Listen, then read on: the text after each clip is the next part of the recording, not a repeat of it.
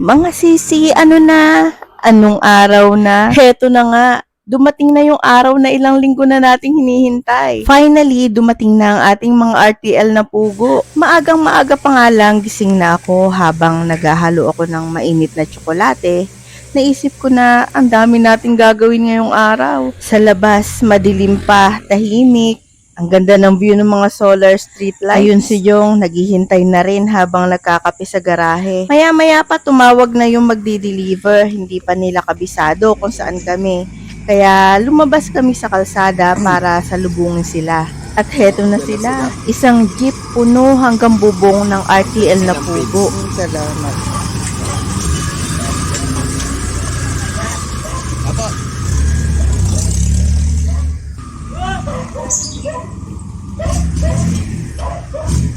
Kami ang unang delivery sa ruta nila pero marami pa silang pupuntahan hanggang south.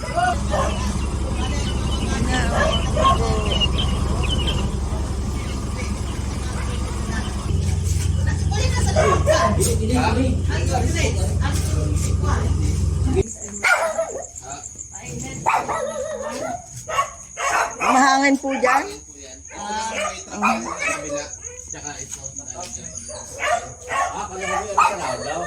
Lalagyan nila kaya ito ng panhan ng sako, babalutan. Oo, lalabas pa din yun. Pati maliit ang inyo ko. Oo. Pag medyo, ayos lang ngayon dahil ngayon ay maliit pa. Pero pag yan ay malaki, ay malaki din ang Butas. oo, ang ulo noon. Hindi naman siguro. Hindi po. Uno po ito eh. Uno to tita. Ha? One. Sige po din ako sa one. Ang size. Hindi, kay Kwan yan, kay... Ay ako lusok dito. Sana. Bukan pa nga yan, lalagyan pa yan ng Kwan. Imong gamitan. Bago sila umalis, sinilip muna nila yung kulungan namin at binigyan kami ng ilang mga pointers gaya na kung paano i-adjust para hindi makalusot yung mga maliliit na pugo sa butas ng mga panahod ng itlog. At eto na ang mga pugo. Nakalagay sila sa parang basket na may takip. Tahimik pa nung madilim pero nung binuksan ko ang ilaw, grabe.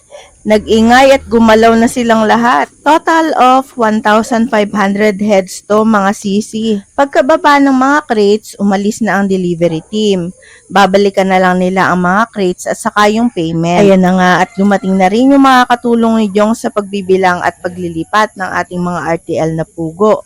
At salamat din sa pinsan niya, sumama para tumulong. Pero bago mailipat, inayos muna ang kulungan. Nilagyan ng dibisyon sa gitna kasi masyadong maluwag ang space at kapag ganon, apektado ang pag-produce nila ng mga itlog. Medyo matrabaho rin talaga pero dahil may ekstrang tulong, mas napabilis. At nagsimula na nga ang paglilipat. Isa-isa silang inilagay sa kulungan.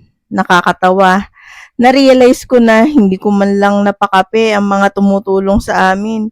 Sorry naman. Ay ganamang masyado lang naman talagang na-excite sa pagdating ng mga pugo. Tuloy-tuloy lang ang trabaho hanggang sa lumiwanag na.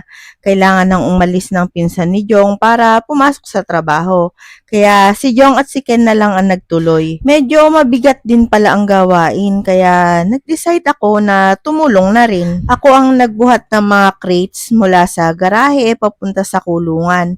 Exercise na rin kahit papaano, kahit pabalik-balik. At syempre, eto na naman tayo sa tanong. Magkano na naman ang mababawas sa ating 100,000 pesos na budget? Ito na nga yun, mga sisi. Noong umorder kami at nagpa-reserve ng mga RTL na pugo, nag-down payment kami ng at least kalahati ng kabuuang presyo. Ang presyo ng isang RTL na pugo ay 43 pesos per head. So, sa 1,500 heads ay nagkaroon tayo ng total na 64,500 500 pesos. So, nag-down payment kami ng 30,000 pesos. So, ibig sabihin, ngayong delivery day, ang babayaran namin ay 34,500. At syempre, meron tayong labor na isang araw, which is 500 pesos. So, total of 65,000 pesos. Nung nakaraan, ay meron tayong available balance na 82,900 pesos. Ibawas natin ang 65,000 pesos na presyo ng ating 1,500 heads na RTL na pugo at isang araw na labor. Ang matitira na lang sa ating 100,000 pesos na budget ay 17,900 pesos. Kokonti na lang mga sisi, pero hindi tayo magpapahina dyan. Ang bawat piso na ginastos natin ay isang hakbang papalapit sa pangarap na business. Ganito talaga sa simula, matrabaho, maaga ang gising, at may gastos.